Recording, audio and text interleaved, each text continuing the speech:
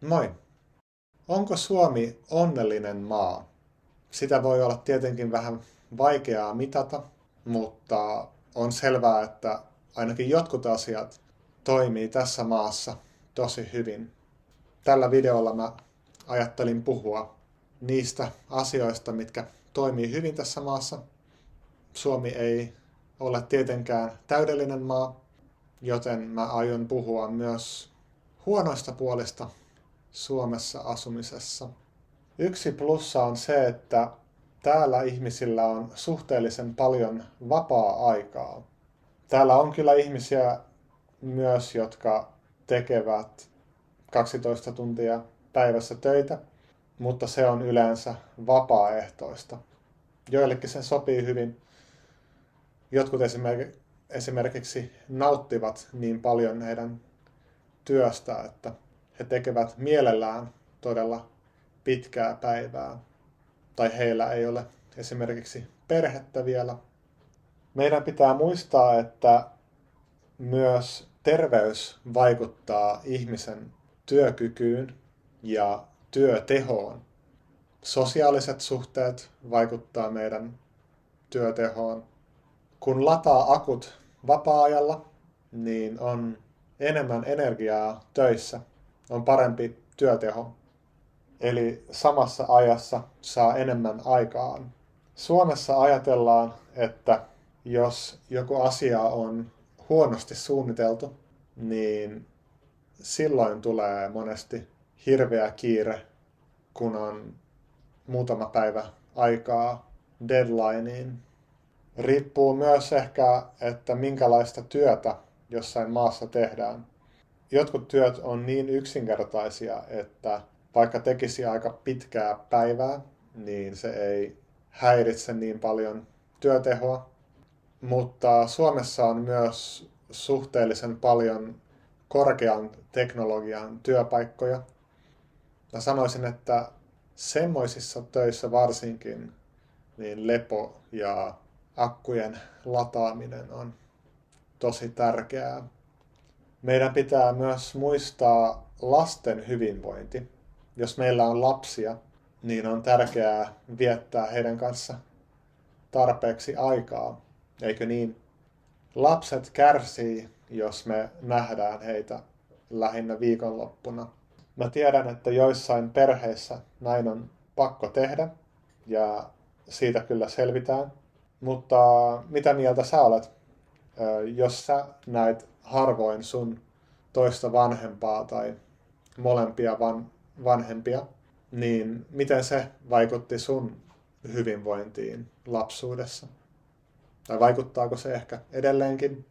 Mä sanoisin, että tällaisissa oloissa jotkut lapset pärjää ihan hyvin, mutta joillekin se voi aiheuttaa haasteita.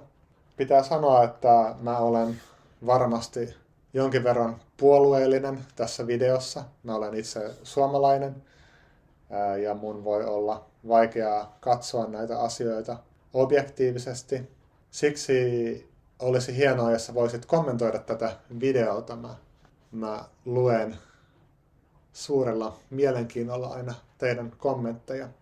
Mä olen kyllä asunut vähän aikaa myös parissa muussakin maassa, niin on mulla jonkinlaisia kokemuksia itselläkin. Yksi plussa Suomessa on myös se, että täällä terveydenhuolto on melkein ilmainen kaikille ihmisille, jos on tässä maassa laillisesti. Myös isot leikkaukset ovat melkein ilmaisia. Huono juttu tässä on tietenkin se, että terveydenhuolto on myös aika kallista, joten sen takia meidän veroprosentti on korkeampi kuin monissa muissa maissa, mutta myös sairastaminen on aika kallista koko yhteiskunnalle. Ja vaikka Suomessa on suht korkeat verot, niin kyllä täällä on myös kohtuullisen korkeat palkat verrattuna moniin muihin maihin, myös Euroopan maihin. Myös niissä töissä, johon ei tarvita pitkää koulutusta, niin niissäkin töissä on suhteellisen korkea palkka ihmisillä, jos vertaa moniin muihin maihin. Kyllä mä sanoisin, että tässä maassa melkein mistä tahansa työstä saa kohtuullista palkkaa. Ja kun ei tarvitse maksaa terveydenhuollosta ja lasten koulutus, yliopistot on ilmaisia, niin vaikka palkka näyttäisikin suht matalalta verrattuna joihinkin muihin maihin, niin käytännössä sitä rahaa jää käteen kuitenkin suht paljon. Yksi miinus Suomessa on se, että täällä on aika paljon ujoja ihmisiä.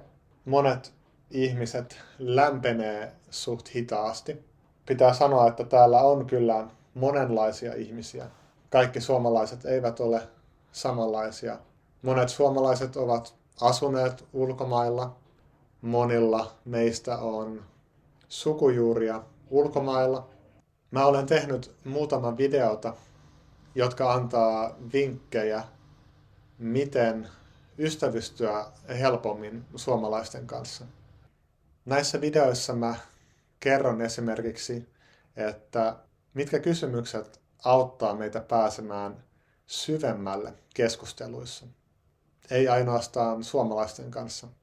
Silloin kun mä olin nuorempi, niin mulla oli myös semmoinen olo, että ehkä mä olen tosi erilainen kuin suurin osa suomalaisista. Mutta musta tuntuu, että mä olen oppinut ymmärtämään ihmisiä paremmin. Mä olen oppinut ymmärtämään paremmin myös meidän kulttuuria. Nyt mä ymmärrän paremmin, mitä kannattaa kysyä ihmisiltä ja miten kuunnella ihmisiä paremmin. Mä sanoisin, että suomalaisissa ihmisissä on myös hyviä puolia. Jos joku ihminen puhuu tosi paljon, niin se ei tietenkään automaattisesti tarkoita sitä, että hän sanoisi järkeviä asioita tai että se olisi hyvää keskustelua. Monet suomalaiset sietää hiljaisuutta. Mun mielestä on kiva järjestellä välillä omia ajatuksia, kun on hiljaa jonkun ihmisen kanssa. Jos joku kertoo esimerkiksi hänen ongelmasta tai hänen intohimosta, niin pienen hiljaisuuden aikana mä voin miettiä, että miten mä voisin auttaa häntä tässä ongelmassa. Tai miten mä voisin tukea häntä hänen intohimon kanssa. Jos joku puhuu ja puhuu koko ajan, niin välillä käy niin, että se huuhtelee pois mun omat ajatukset kokonaan. Kuten mä sanoin, Suomessa ihmisillä on suht paljon vapaa-aikaa yleensä.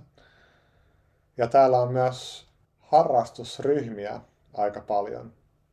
Ja niissä voi tutustua ihmisiin. Ja nämä erilaiset urheilukerhot ja muut harrastusryhmät, niin niillä on tosi merkittävä vaikutus myös koko yhteiskuntaan. Niiden kautta ihmiset tapaa toisiaan ja he tapaa erilaisia ihmisiä. Ei pelkästään niitä, jotka tekee samanlaista työtä tai jotka saa samanlaista palkkaa. Yksi hyvä puoli Suomessa on myös se, että Suomi on turvallinen maa. Täällä on suhteellisen vähän rikollisuutta. Mun käsitys on se, että yksi syy tähän on se, että täällä on viime vuosina lisääntynyt ymmärrys mielenterveysongelmia kohtaan. Yhteiskunta antaa myös ilmaista hoitoa ihmisille, joilla on mielenterveysongelmia. Tässä asiassa on vielä paljon parantamisen varaa myös Suomessa, niin kuin varmaan kaikkialla. Mielenterveys ei ole asiaa, minkä poliitikot voi yksinään ratkaista. Mä uskon, että me kaikki voidaan vaikuttaa siihen asiaan, ainakin vähän. Täällä on sananvapaus. Se lisää turvallisuutta. Täällä esimerkiksi toimittajan ammatti ei ole vaarallinen, toisin kuin esimerkiksi meidän itänaapurissa.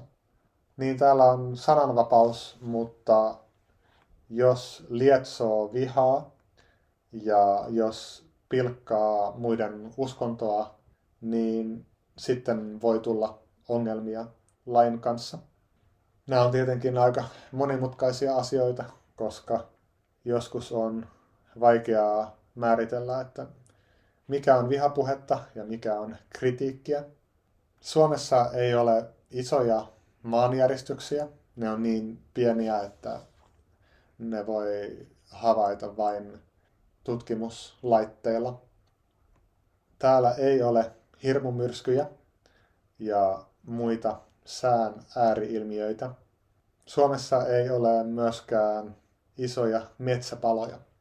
Mun vaimo sanoi, että jos Suomen talvi olisi lyhyempi, niin tämä olisi täydellinen paikka asua.